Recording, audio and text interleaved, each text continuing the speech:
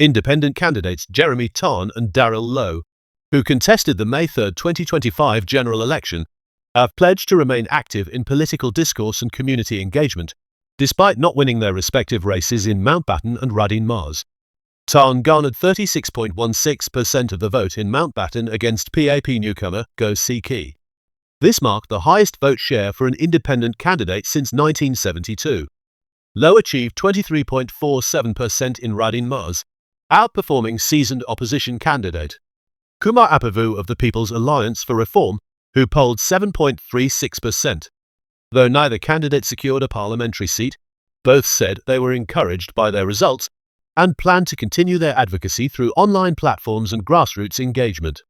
Speaking to the Straits Times on 5 May, Tan said he has not ruled out participating in the next general election. Lo, meanwhile, was more reserved, stating that he was uncertain about his future in politics. Tan, who has 20,800 followers on Instagram and runs the website Jeremy Tan SG, said he would use these channels to raise awareness of issues that received positive voter feedback. These include autism, pets on public transport, and the impact of international trade policies on Singapore. He also plans to focus on municipal concerns in Mountbatten and Marine Parade, such as supporting low-income families. Tan revealed he is in discussions with opposition parties that are regrouping post-election to explore future collaboration. Lo, who has 6,400 Instagram followers, has no personal website and relied heavily on walkabouts during his campaign. His face-to-face approach allowed him to focus on hyperlocal issues in Radin Mars, such as cleanliness in Bukit Permai and the proposal for a community dog run. He expressed satisfaction in reducing the PAP's vote share in Radin Mars, noting that Melvin Ying's support dropped from 74.01% in 2020 to 69.17% in 2025.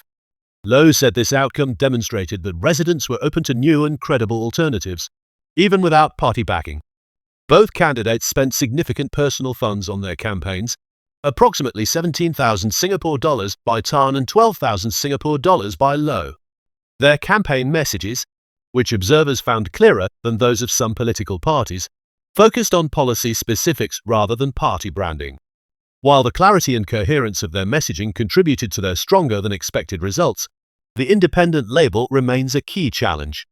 The lack of an organizational image behind independent candidates continues to be a barrier. The perceived absence of support structures, such as those needed to manage a town council, could undermine public confidence, even if the reality is that many small parties are fronted by just a handful of individuals. Tan's campaign included unconventional policy positions, such as ending the use of housing board flats as retirement asset, and advocating for Bitcoin integration into Singapore's financial system. Lo pushed for stricter drink driving penalties and expanded HDB eligibility for singles over 21. Observers said that, given their results, both candidates represent a growing shift in how political alternatives are being presented in Singapore. Compared to past elections, where independents received marginal support, such as Chiang Peng was 2.78% in 2020, and Samisalim Naji's 0.6% in 2015, Tan and Lo's showings were a marked improvement.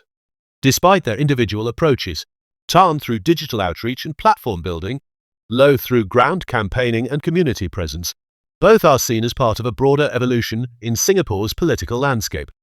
As public awareness of local and national policy issues grows, independents who articulate focused, relatable messages may gain further traction, especially if voters begin to look past traditional assumptions about party infrastructure.